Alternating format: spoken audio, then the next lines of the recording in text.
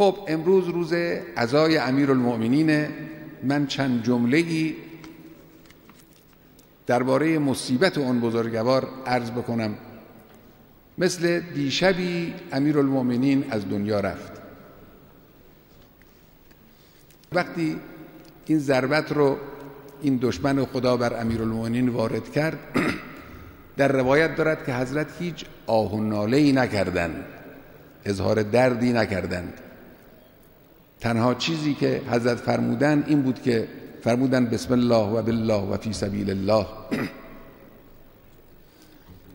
گفتن فزت و رب الکعبه، به خدای کعبه سوگند که من رستگار شدم. بعد از اینکه امام حسن علیه السلام نماز رو خوندن در مسجد، حضرت هم نشسته نماز خوندن.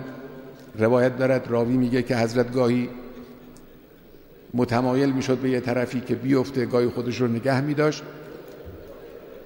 بالاخره حضرت رو بلند کردن، به طرف منزل حرکت دادن، بردن. از خواب شنیدن اون صدایی را که تهدمت والله ارکان الهدی قتل علی المرتضی. این صدا را همه اهل کوفه شنیدن، ریختن طرف مسجد، قوقایی به پا شد. راوی میگه مثل روز وفات پیغمبر در کوفه زجه و گریه بلند شد. اون شهر بزرگ کوفه یک پارچه مصیبت و حزن و اندوه بود. حضرت رو می آوردن. امام حسین علیه السلام آمد نزدیک.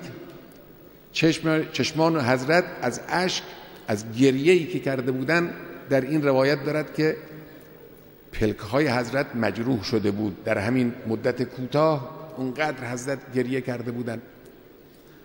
امیرالمؤمنین چشمش افتاد به امام حسین، گفت حسین من گریه نکن، صبر داشته باشید، صبر کنید، اینها چیزی نیست، این حوادث میگذره. تسلی داد امام حسین را هم. حضرت را آوردن داخل منزل، بردن در اون مصلای حضرت، اونجایی که حضرت در خانه در اونجا نماز می‌خوندند. فرمود ببرید مرا اونجا برای حضرت بستری گستردن، حضرت رو اونجا گذاشتن. اینجا دختران امیرالمؤمنین آمدن،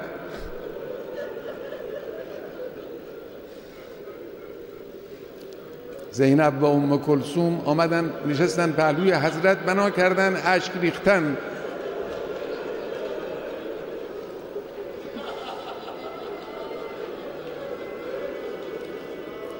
امیرالمؤمنین اونجایی که امام حسن گریه کرد، امام حسن رو نصیحت کردن، تسلی دادن. اونجایی که امام حسین گریه میکرد، حضرت تسلی دادن، گفتن صبر کن. اما اینجا اشک دخترها رو تحمل نکردن. میگه حضرت هم شروع کرد به های های گریه کردن.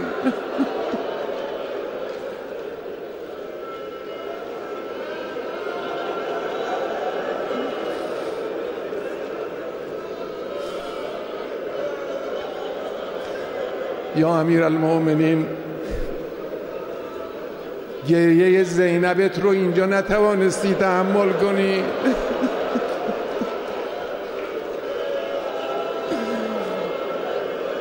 اگر در روز عاشورا میدیدی چگونه زینبت اشک میریزه، نوحه سرایی میکنه، چه میکردی؟ صلی الله علیک یا امیر المؤمنین، صلی الله علیک یا امیر المؤمنین، صلی الله علیک یا امیر المؤمنین.